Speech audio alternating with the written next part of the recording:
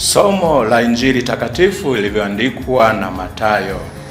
Yesu aliwaambia wanafunzi wake, "Kesheni basi, kwa maana hamjui ni siku ipi atakayokuja Bwana wenu.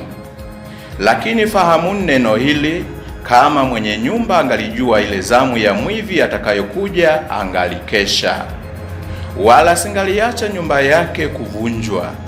Kwa sababu hiyo, ninyi nanyi jiwekeni tayari, kwa kuwa katika saa msiyodhani Mwana wa Adamu yuaja. Ni nani basi yule mtumwa mwaminifu mwenye akili, ambaye bwana wake alimweka juu ya nyumba yake, awape watu chakula kwa wakati wake? Heri mtumwa yule ambaye bwana wake ajapo atamkuta akifanya hivyo. Amini nawaambieni, atamweka juu ya vitu vyake vyote. Lakini mtumwa yule mbaya akisema moyoni mwake, bwana wangu anakawia, akaanza kuwapiga wajoli wake na kula na kunywa pamoja na walevi, bwana wake mtumwa huyo atakuja siku asiyodhani na saa asiyojua, atamkata vipande viwili na kumwekea fungu lake pamoja na wanafiki. Ndiko kutakuwako kilio na kusaga meno." Neno la Bwana.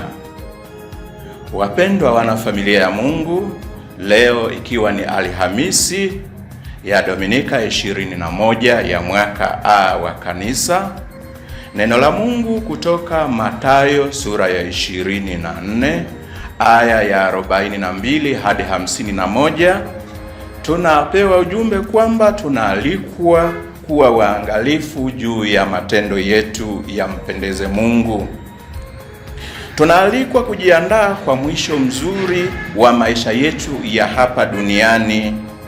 Neno la leo linatupa mwaliko huo kwa kutumia mifano miwili.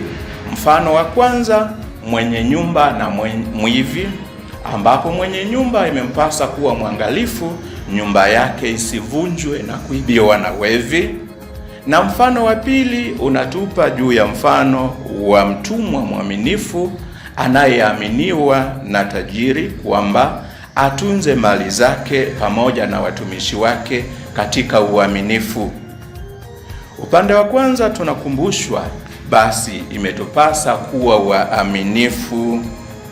Tunaalikwa kuishi maisha ya uangalifu daima, kwa kuhakikisha maneno yetu na matendo yetu yanampendeza Mungu, na tukigeuka au tukikengeuka tuwe tayari kutubu na kurekebisha mienendo yetu, ili tuweze kustahilishwa hata ajapo Mwana wa Adamu akute matendo yetu yanampendeza Mungu, tustahilishwe kuingia katika uzima wa milele. Vigezo vyetu tunavyoalikwa kwamba tukeshe. Kukesha ndiyo maana yake kuwa waangalifu juu ya matendo yetu. Vigezo vyetu viwe katika amri za Mungu. Amri za Mungu ni maelekezo ya kutupa sisi tufanye nini, tuache nini, lakini hasa zaidi Yesu amefupisha katika amri ya upendo, kumpenda Mungu na kumpenda jirani. Lakini pia tunazo amri za kanisa zinazotupa uhusiano mzuri na Mungu, tufanye nini kuishi katika imani yetu. Mahusiano yetu pia na jirani ni sehemu pia ya mwaliko wa leo kwamba tutende vizuri.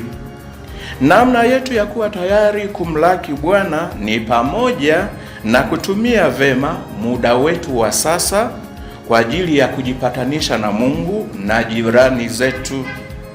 Tumwombe Mungu atufumbue akili na mioyo yetu kutambua yampendezayo yeye, kama neno la leo linavyotualika tuwe waangalifu juu ya matendo yetu. Tumsifu Yesu Kristo.